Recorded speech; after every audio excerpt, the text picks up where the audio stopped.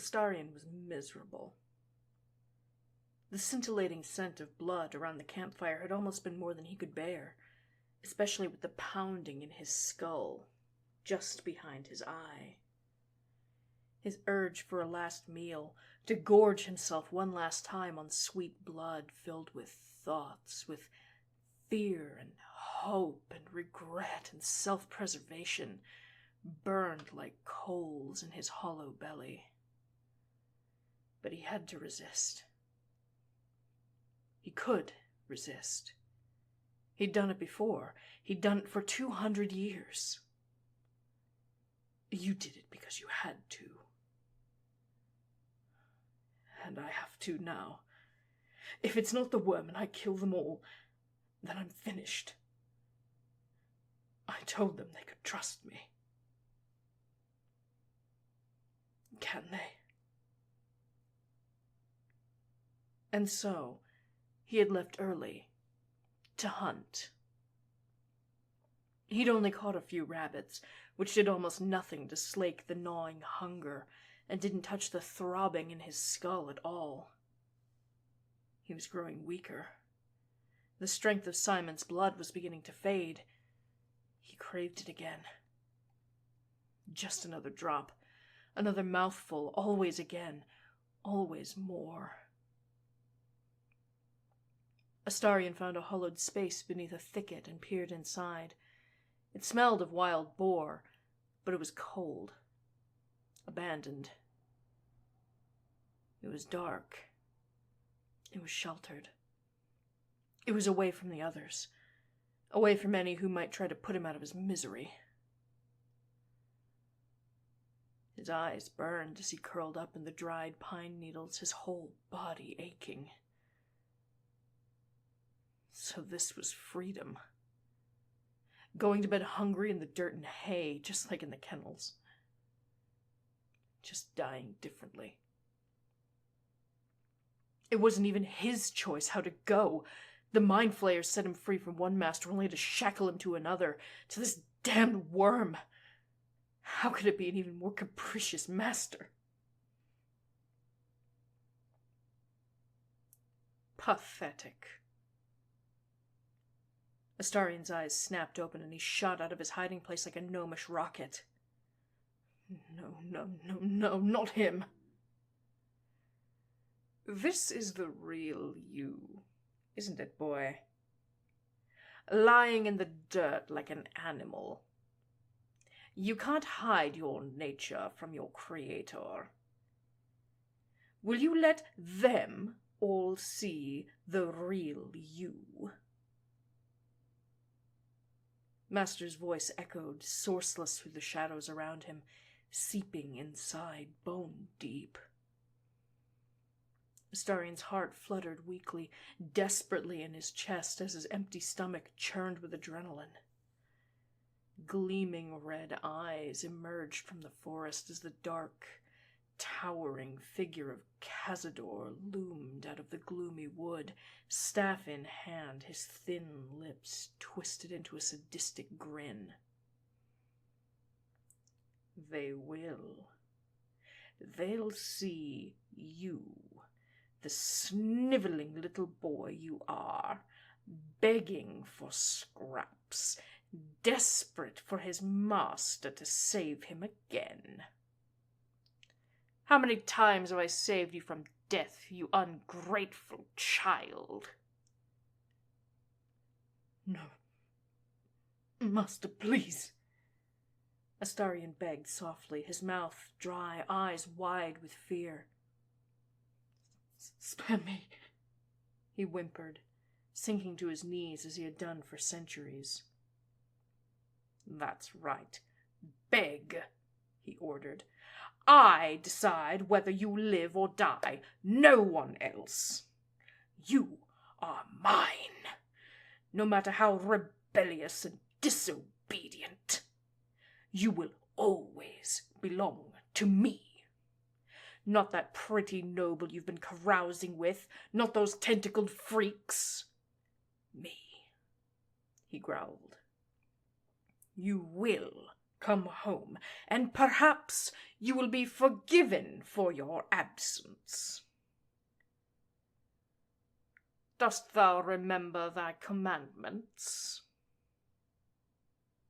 Astarion yelped as the scars on his back opened all at once, hot blood running down his now bare back. The whole of the forest shifted, darkening, the dirt beneath his knees changing to the cold stone of the kennels before his very eyes. Do you remember them, boy? Yes, master, Astarion cried, his eyes squeezed shut. Recite. His words rang with enough authority he didn't need to compel his spawn to speak. Astarion's lips began to move as automatically as Shadowheart's or Simon's when reciting their prayers. Simon. I shall not drink the blood of thinking creatures. Astarion gasped out the words as they emerged from beneath his pale skin where he had been forced to carve them along with his siblings, where he had gouged them into his flesh with his broken fingernails as his own act of penance in the tomb, a prayer to the only god in his world who had ever heard his cries. A commandment you have broken again and again now, feeding from that noble boy. How dare you presume to live as I do? Continue. I shall obey you in all things. Another commandment you have broken. Disregarding and disrespecting my orders, cavorting with those mortals in defiance of me. Speak, boy. I shall not leave your side unless directed. Astarion wailed, the words digging their way out of his flesh as he spoke. One you break every moment you are out of the gate, the sun on your face in defiance of what you have been made to be, curling up at the side of someone else, insubordinate, audacious swine. Now, finish. Astarion whimpered as he saw the words rip across his skin through his tear-filled haze. I shall know that I am yours. He ground his teeth, curled his tongue, bit back the bile that rose ahead of those words. He kept his mouth clamped shut, his fangs digging into the inside of his lip, and the words faded from view. His flesh sealed back up as it always did, even after the most thorough flaying. Smooth, unmarred, perfect. The words died in his throat. There was no compulsion in Cazador's order, and his eyes flicked up to meet his so-called master's. No. What? I won't say it. I'm not yours. I'm free, Astarion said, though his voice trembled, certain that his words would fail him at any moment in the shadow of his master's rage. How dare you defy me openly? Cazador snarled. Astarion winced, waiting for blows to rain down, waiting for Cazador's ring-filled fingers to dig into his hair and yank him from the ground. But no reprise came. He merely stood at pace, seething fecklessly. Astarion felt a triumphant wriggle in his skull, and he slowly stood, stepping back experimentally. Cazador did not advance.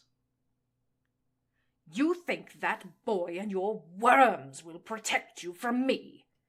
You're as stupid as you are reckless. Someday soon, very soon, boy, I will have you in my grasp again, and I will take the pliers to you myself! Cazador screamed at Astarion's retreating form. I'll tear that worm from your skull, and then we'll see how powerful it is.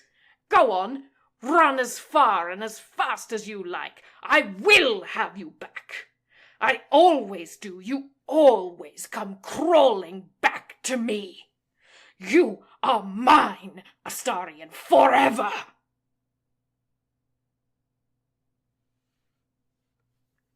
Astarion awoke with a slight start, curling tighter in the little shelter he'd found in the woods. He climbed out from under the thicket and looked around the forest, moonlight painting the whole space in silver. His mind was clear. The ache through to his fingers and toes was gone. Only the gnawing emptiness in his stomach remained, as it always did. But he knew how to solve that. Swiftly, silently, Astarion stole through the trees on the way back to camp, following the lingering scent of thinking blood. The new sulphur of Will, the sharp bite of Lae'zel, the warm sweetness of Simon, who was not at camp. Strange. Was he on watch tonight? Astarion drew a long, slow inhale, the tingle of vanilla over marigold catching his nose. Quietly, Astarion climbed the little deer track that led from their camp up to the waterfall, and froze. Simon wasn't on watch, wasn't alone. He was wrapped up in a passionate embrace with Shadowheart. Wait, Shadowheart? Of all the people in camp, Astarion expected her perhaps least of all. "That didn't hurt, did it?" she teased. "Not at all," Simon replied, his voice soft and sweet as always. Astarion felt an odd rush of possessiveness lance through his chest. Simon was his in the evenings. They had an agreement. Astarion melted into the shadows as Shadowheart stood, watching the happy couple slip back to camp, though they parted for their own tents. It would seem that the terms of this deal of theirs were in flux. He would have to do something about that. He waited a few minutes, observing, before he crept back to his tent to plan, alone and hungry. Will was the first to depart camp that morning, volunteering to scout the path Wrath had described as leading to the swamp. Mortimer hadn't responded with any news of Kagha, merely announcing every beetle and cricket he saw, none of which sprouted into a full-grown druid once his tiny jaws had captured them, so logic held she was still at large. It was only a few moments before the Parliament, as they had jestingly begun to call themselves, received its first mass message over the earrings. "I don't mean to alarm anyone, but it seems like there's an awful lot more spiders here than before," Will remarked, his voice clear. "Big ones." "Well, I don't want to cast a pall on a successful demonstration of both major works of magic we've done," Simon began, looking at the others, "but I think we're all thinking the same thing," he said slowly, earning several nods. Giant spiders meant these caverns might descend all the way into the Underdark at their greatest reaches. "At least spiders are easier than an army of gobos," Karlak shrugged, hefting her axe over her shoulder and heading for the sigil. "Let's get cracking!"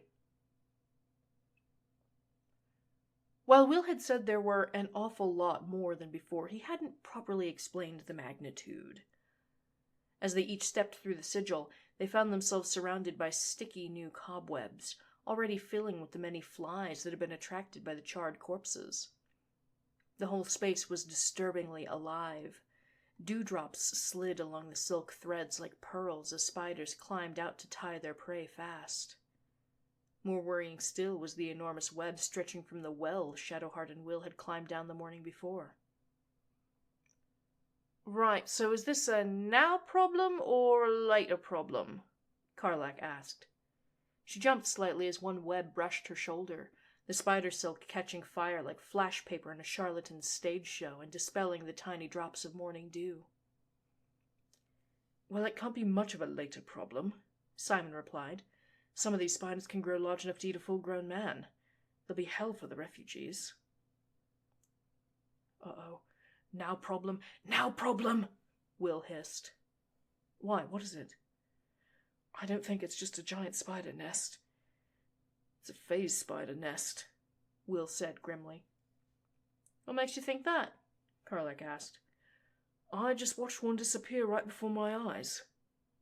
Damn it, Simon swore softly. We do need to handle it right away or we'll be attacked by spiders at all hours. So, how shall we go about this? Gale asked, leaning away from a web with disgust. Will, you've dealt with phase spiders before, correct? Simon asked. Yeah, you? Will asked. We had an infestation in the Fontdale catacombs that took 3 years to clear, Simon said. What miserable teenage years those had been. Oh, and they made you deal with it then? Astarion teased. It was supposed to build character, Simon sighed. That's always what they say, Karlak groaned. Right, so one group finds the brood nest, the other stays up top to catch the stragglers, Will proposed. Who goes where? I can see in the dark. I'll head down. Any volunteers? Simon said. I will not let the relic or its bearer out of my sight, Lae'zel snapped. I shall follow you. It's the same with me, Shadowheart said, an edge to her voice. I'm going too. Much as I do love the sun, I think I'll head down to the caves too. I'm used to dealing in tight spaces in the dark, Astarion said. The teasing tone had evaporated from his voice like the morning dew. That's settled, Gale nodded, turning to Karlak and Will. Oh, and Gale, there's a cleverly warded basement under the apothecary's shop should you need somewhere to recuperate. I'd hoped to find what was so important down there yesterday, but the day rather got away from us, didn't it? Simon smiled, trying to keep the mood pleasant ahead of diving into a nest of phase spiders inside a dank and dreary cave with some of the most contentious members of the party. Well, that does sound like an excellent reward for a morning's work, Gale grinned. No, we don't have time to dally. We have to catch Korga in the act first. Then we can pick up whatever treasures have been buried here, Will insisted. Simon found there was something deeply satisfying about watching a phase spider egg sac slowly stop quivering. Far more satisfying than having to wipe the caustic, goopy innards of a spider off of armor and weapons as the others were doing. So glad we're working as a team, Shadowheart muttered, shooting a dirty look at Simon. We are working as a team, he said, freezing another egg sac solid. Could you imagine if you'd had to fight dozens of these little blighters and the brood mother? Now help me chip some of these free. They might be worth something in trade. Who in the world would want that many giant spider eggs? Astarion frowned, his lip curling in disgust. Auntie Ethel, I'd wager, Simon said. She thinks she can do something to cure us, and I'd like to have something to offer in exchange. I don't know that she would accept a promissory note. Something tells me that will go farther in trade, Astarion remarked, pointing to a deep purple glint that caught Lae'zel's torchlight. Simon stepped cautiously across the ice-covered cavern floor and gently prized out what seemed to be a fist-sized amethyst, polished to a mirror shine. You know, I think you may be right, Simon mused, tucking the gem into his pack. Glad we got some reward for this in spite of Will. He reached up to brush his finger over his new earring, reaching for Gale.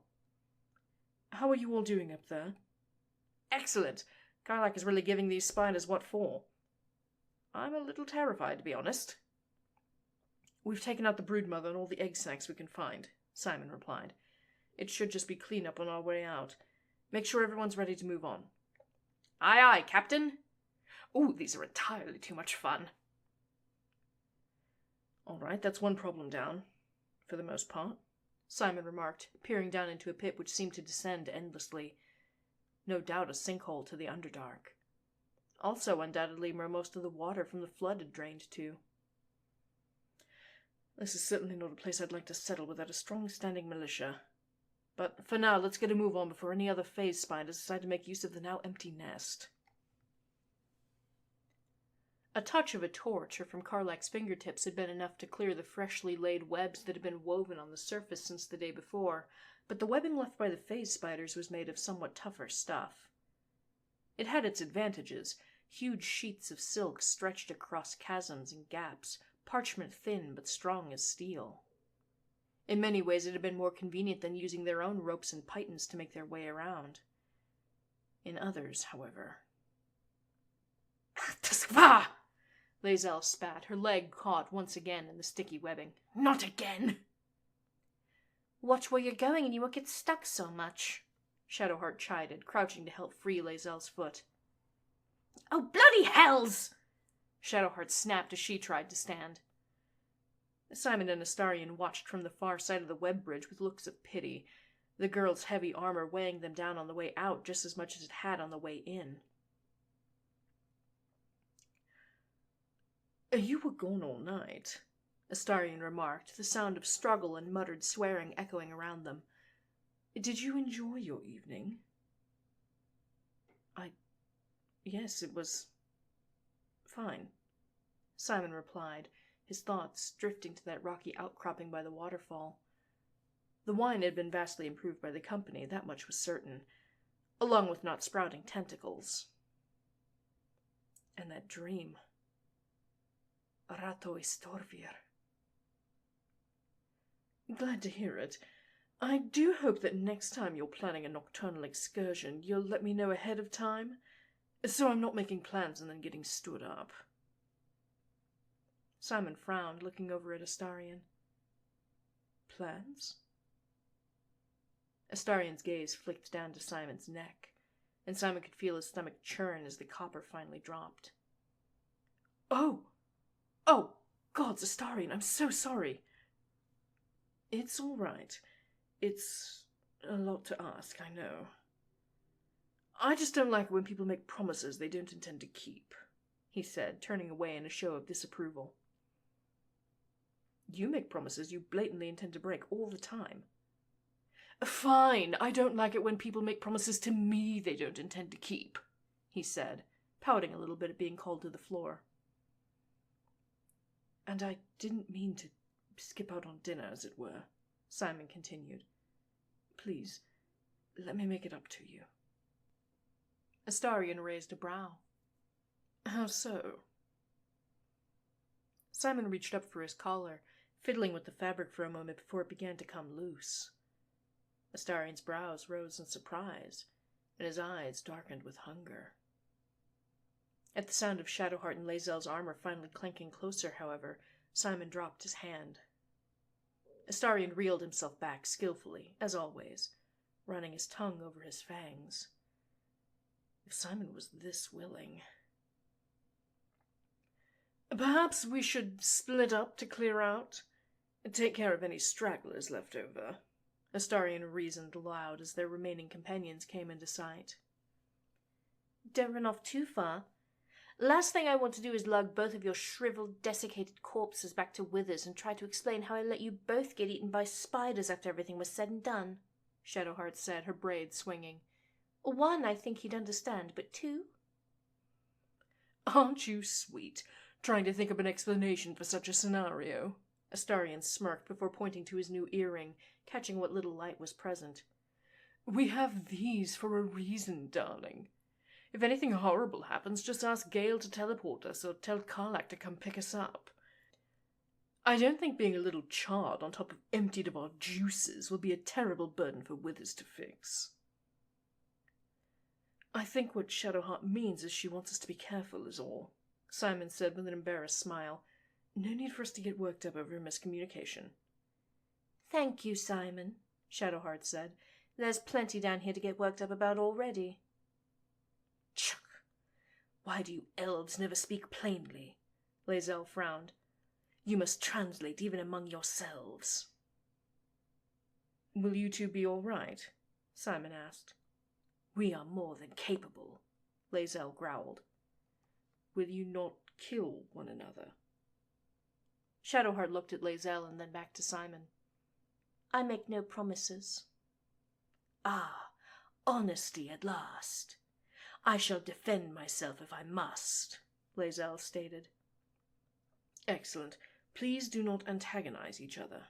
We'll be meeting back on the surface before you know it."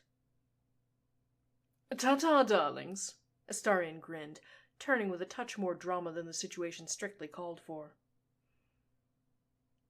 The cavern was winding and damp, and reminded Simon strongly of home, save for the current spider infestation. Fontdale worked quite hard to keep the spider population in check, given how much activity took place in the caverns beneath the rolling hills and forests. It had been a long time since he'd personally been involved in an extermination, though. The privilege of finally being both high priest and baron. "I think this is far enough, don't you?" Astarion asked, slowing his pace. Simon glanced back at him and his heart skipped a beat. Yes. Yes. Simon nodded, giving the hall they'd turned down a quick examination for spiders, ettercaps, ropers, driders, spectators, mind flayers. His mind kept flicking to worse and worse encounters to be had in a dark cave. Nothing immediately presented itself.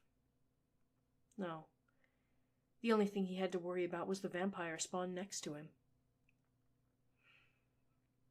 "Shall we sit?"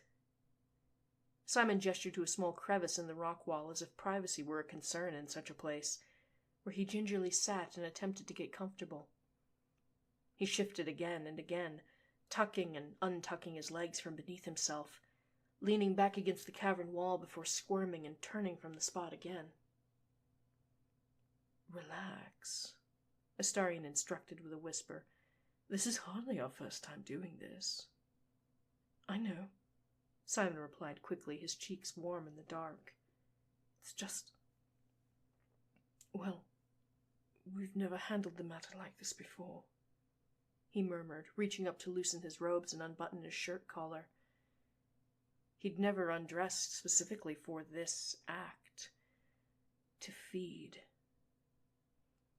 Indeed, the question of Astarion's appetizer, as he had jestingly taken to calling himself, was supposed to be handled fireside, just as Simon was going to sleep after his shift on watch. But the past few nights, they'd crept into one another's tents, teased one another to even greater heights, but it had always left Simon trembling in the dark, alone with his thoughts, his dirty, shameful, lustful, warm, erotic, intimate thoughts. The linen teased at Simon's throat for the barest of moments as he opened his collar, baring his throat and exposing the top edges of his marks of priesthood.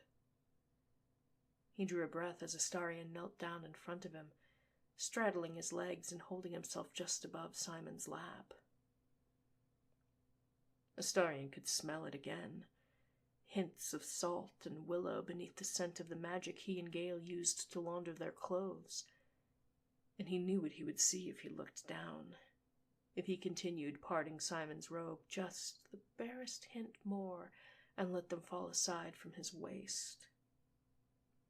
Astarion leaned closer, listening to Simon's quickened breath, watching his Adam's apple bob with a nervous swallow, only to have his eye drawn to his pulse fluttering beneath lily-white skin, always so carefully healed after each bite. He might just be as vain as I am, Astarion thought with a little quirk of his lips. You enjoy this, don't you? Astarion asked, his cool breath washing over Simon's neck as he spoke. At first, the only response he received was a shaking breath and a tiny shiver, all the confirmation he needed. Yes, Simon breathed, barely a whisper in the dark. He balled his fists in the fabric of his robes nervously and squeezed his eyes shut, his cheeks hot as he confessed even the barest hint of his private desires to Astarion as he teased him. So do I, Astarion whispered, his lips barely a hair's breadth away from Simon's neck. More than words can say. He was just teasing now, he knew it. Time to set this little plan of his into motion. One hand rested on Simon's waist, while the other cupped his flushed cheek. The gasp his touch earned nearly made Astarion feel something, just before his lips pulled back and his fangs bore down into Simon's sweet, sweet flesh. He could taste the arousal burning in Simon's sweat and mingling with that first sanguine burst, his pulse pounding against Astarion's fangs and turning his whole body into a temple bell, ringing in triumph with each heartbeat. The thought crossed his mind for a moment that, just perhaps, Simon did enjoy this part. The pain. Being prey. But as his harsh teeth drew back to give way only to his lips, suckling hot red ambrosia from those blessed wounds, the flavors grew tenfold, the sights, the sounds. Was this the blood speaking to him, or the tadpole? The metallic tang was universal to blood, but from a noble's neck Astarion could feel his throat being gilded, tasted beads of coral and garnet and ruby on his tongue, mingling with pearls and platinum polished to a mirror shine that he could almost catch sight of himself in.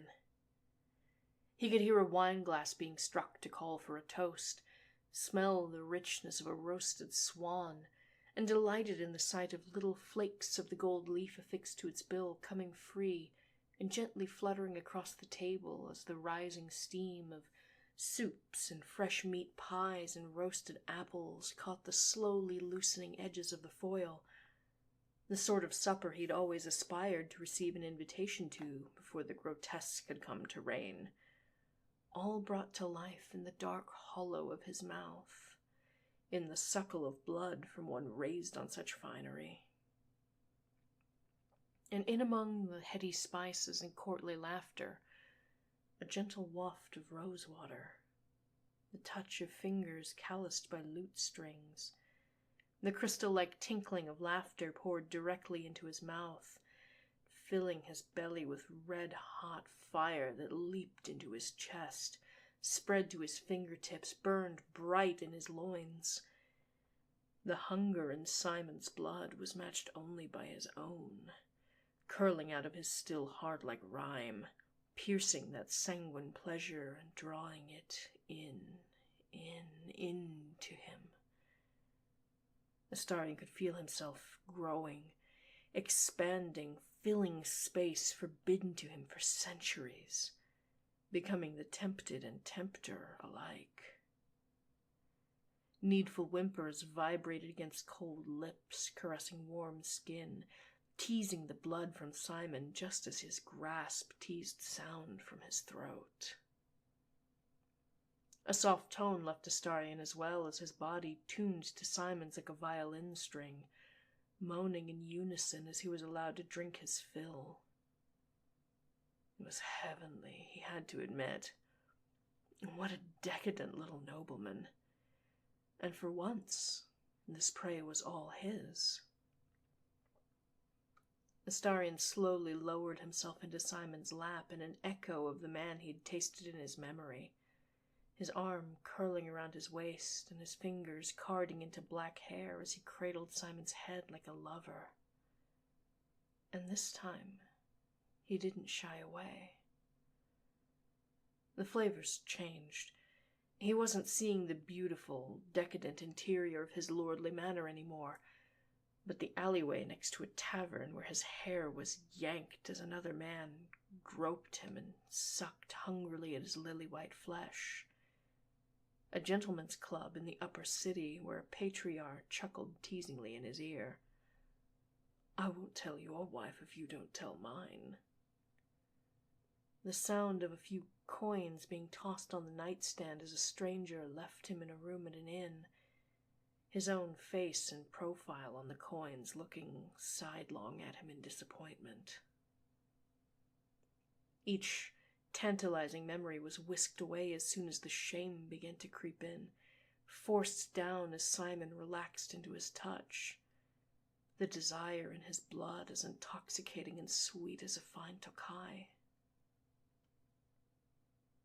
Astarion pulled back, his hand sliding down to place gentle pressure to Simon's wounds. It was a tender embrace, one he wouldn't ordinarily attempt with a target. But somewhere between the tadpole behind his eye and the taste of him that coated his mouth and lingered on his lips was a knowing guide for his touch, intimate beyond belief with what the man beneath him longed for. This would catch the heartstrings. Pluck them gently and he'll sing. I thought I'd lost my chance with you when I saw you with Shadowheart, Astarion murmured, his voice low and husky as he spoke that bud of desire into bloom.